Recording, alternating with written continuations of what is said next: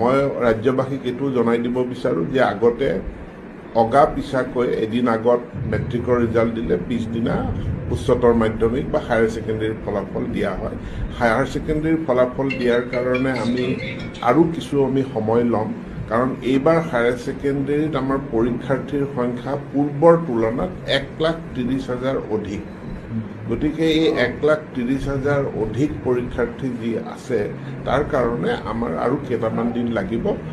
কোনোবাই এটা fake news উলিয়াইছে আজি 3 বজাত দিব, আজি 3 বজাত নিদিয়ে বা অহাকালিও নিদিয়ে, আমি আৰু কেইদিনমান মই ৰাজ্যবাসীক এইটো জনাই দিব বিচাৰোঁ যে আগতে অগা পিছাকৈ এদিন আগত মেট্ৰিকৰ ৰিজাল্ট দিলে পিছদিনা উচ্চতৰ মাধ্যমিক বা হায়াৰ ছেকেণ্ডেৰীৰ ফলাফল দিয়া হয়।